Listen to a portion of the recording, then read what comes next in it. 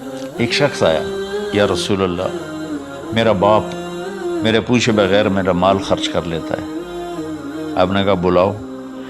جب اسے پتہ چلا کہ میرے بیٹے نے شکایت کی ہے تو عرب کی شاعری تو مشہور تھی، انہیں دل دل میں کچھ اشعار پڑھے۔ جو آیا تو جبریل پہلے آ گئے، یا رسول اللہ، اللہ تعالیٰ کہہ رہے ہیں آپ اس سے پوچھیں وہ شعر بتاؤ جو تیرے کانوں نے تو نہیں سنے، تیرے دل میں آئے تھے اور اللہ نے سن لیے۔ اللہ کے نبی نے فرمایا بھائی تیرا انشاءاللہ کیس سنتے ہیں، لیکن پہلے وہ شعر سناؤ جو تم نے تو نہیں کہے زبان سے پر اللہ نے سن لیے ہیں۔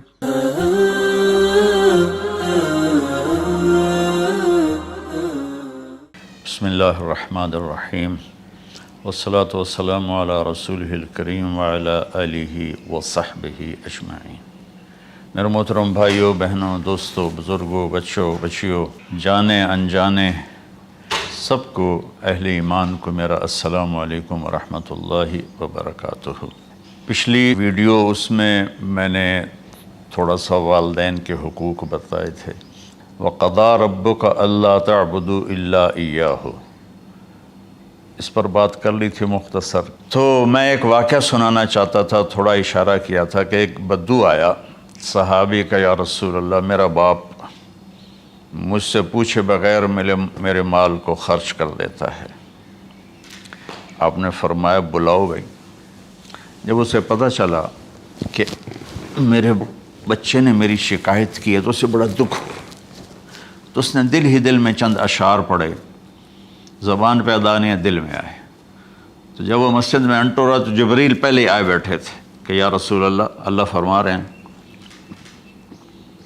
اس سے کہو کہ پہلے وہ اشعار سنائے جس کو اس کے کانوں نے نہیں سنا، لیکن اللہ نے من فوق عرش ہی سن لیا ہے، عرش کے اوپر اللہ نے سن لیا ہے۔ تو آپ نے اس سے ارشاد فرمایا کہ تمہاری بات ہم سنتے ہیں باپ بیٹے کی، لیکن پہلے وہ شعر سناؤ جو تیری زبان سے ادا نہیں ہوئے، تیرے کانوں نے نہیں سنے، تیرے دل کی گونج تھی اور تیرے دل کی آہ اور فریاد تھی جو دل ہی میں گھٹ کے رہ گئی، اسے اللہ نے سنا ہے۔ وہ کہتا ہے سناؤ۔ کہنے لگا یا رسول اللہ، آپ کا رب ہر وقت ہمارے ایمان کو آپ پر زیادہ سے زیادہ بڑھاتا رہتا ہے، اس ذات کی قسم جس کے قبضے میں میری جان ہے۔ یہ چند میرے دکھ بھرے خیالات الفاظ کی شکل میں ڈھلے، لیکن میری بزم تصور میں ہی رہے اور وہیں دفن ہو گئے، باہر نہیں نکلے، میری زبان سے ادا نہیں ہوئے، میرے کانوں نے نہیں سنا، آپ کے رب نے سن لیا۔ اب میں نے کہا اچھا بتاؤ تم نے کہا کیا تھا؟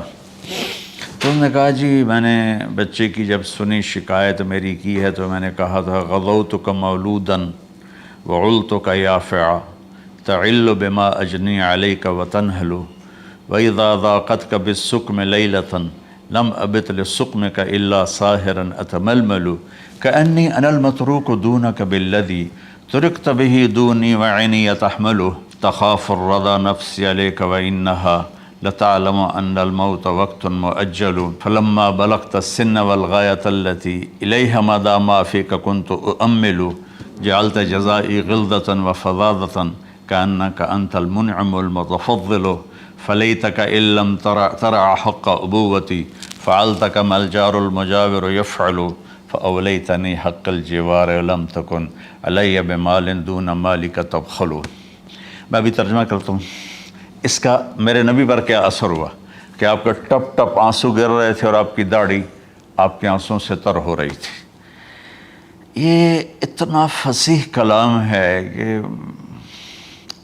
عربوں کو بھی پسینہ آ جائے گا ترجمہ کرنے کے لیے، تو میں تو عربی نہیں ہوں، لیکن یہ فخر تو حاصل ہے، بھلے ہیں یا برے ہیں دو چار قدم ہم بھی تیرے ساتھ چلے ہیں۔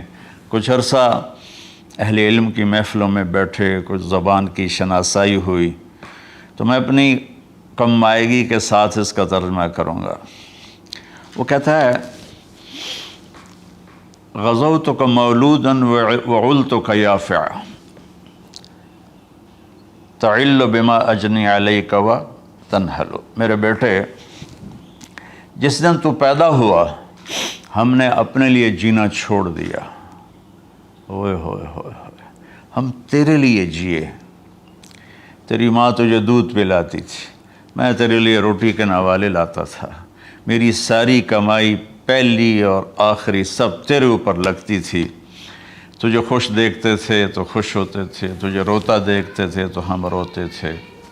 وَإِذَا ذَاقَتْكَ بِالسُّقْمِ لَيْلَةً لَمْ أَدْلِ سُقْمَكَ إِلَّا سَاهِرًا أَتَمَلْمَلُ، جب تو کبھی بیمار ہو جاتا تھا تو تیرے سرانے بیٹھ کر ہم ساری رات روتے تھے اور دعائیں کرتے تھے، یا اللہ ہمارے بچوں کو بچا لے، ہمارے بچوں کو صحت دے دے۔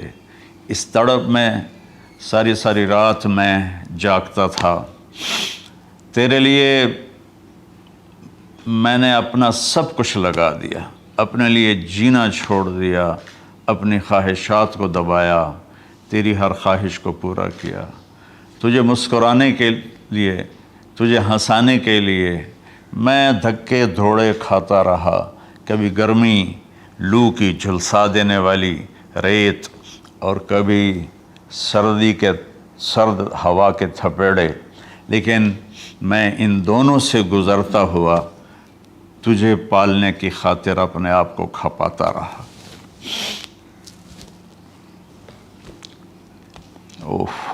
فلما بلغت السن والغایۃ التی الیہ مدی ما فیک کنت اؤمل، بیٹا میں نے اپنے ہڈیوں کا رس بھی تیرے اندر ڈال دیا، صرف کمائی نہیں، میں نے اپنے ہڈیوں کا رس تیرے اندر ڈالا، میں نے جو کچھ تھا تیرے اوپر قربان کیا۔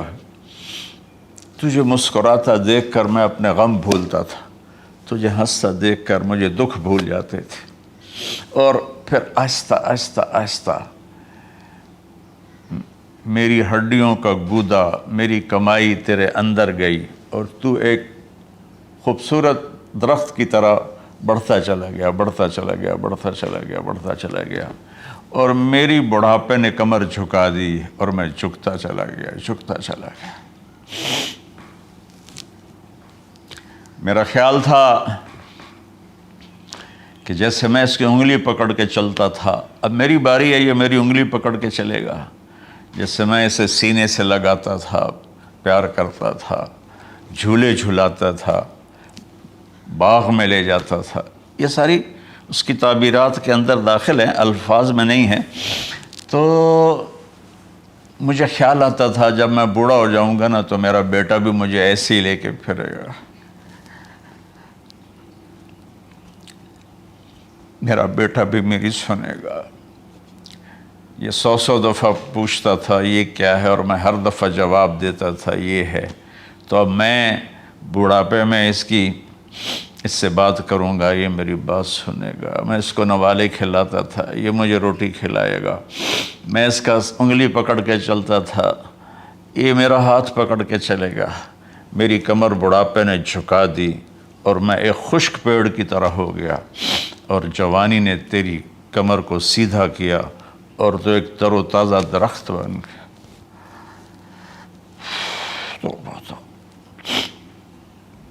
تو مجھے خیال آیا کہ میں نے 20 سال اس بچے کو پالا ہے، ابھی اپنی ماں اور باپ کو دیکھے گا، لیکن ایک دم اچانک کیا ہوا؟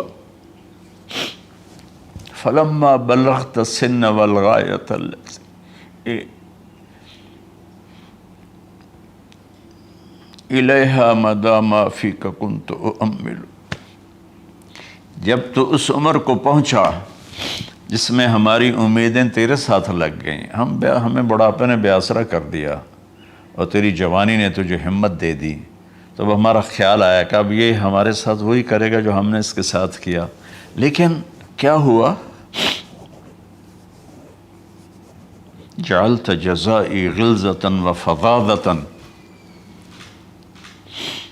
کأنک انت المنعم المتفضل،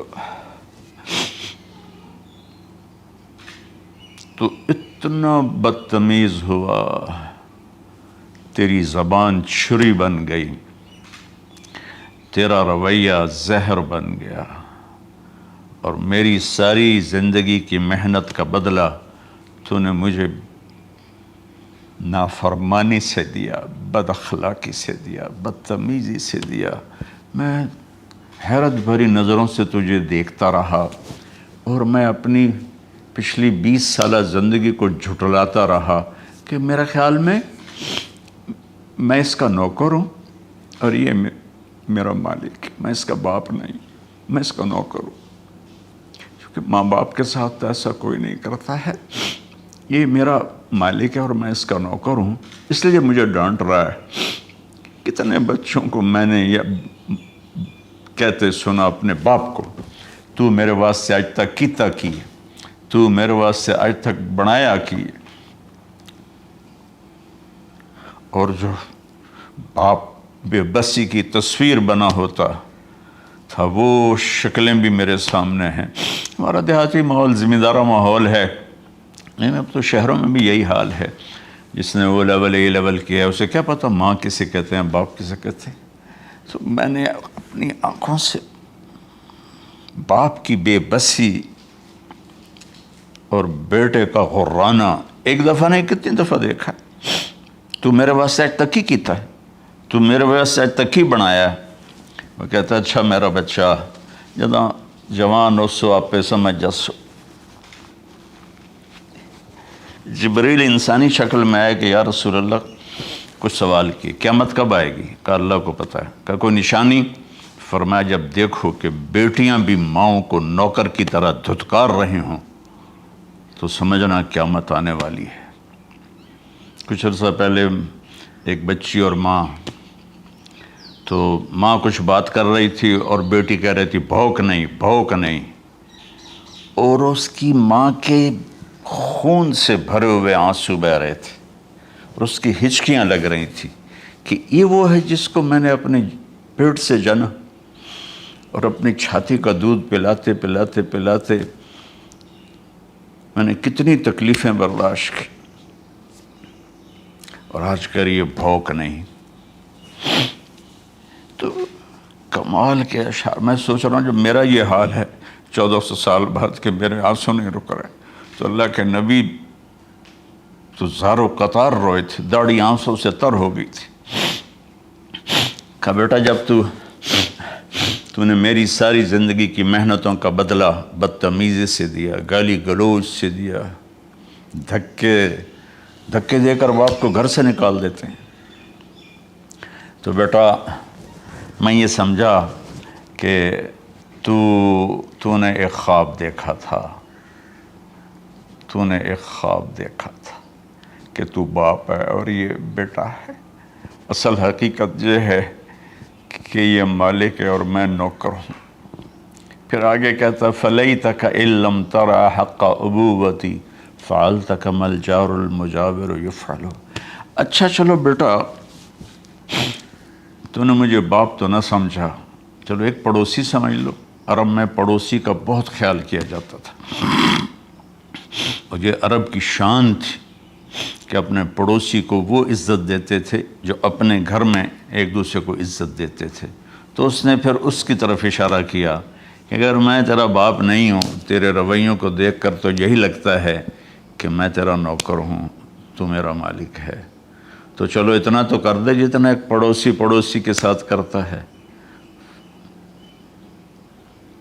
فَأَوْلَيْتَنِي حَقَّ الْجِوَارِ وَلَمْ تَكُنْ عَلَيَّ مِنْ دُونَ مَالِكَ تَبْخَلُ۔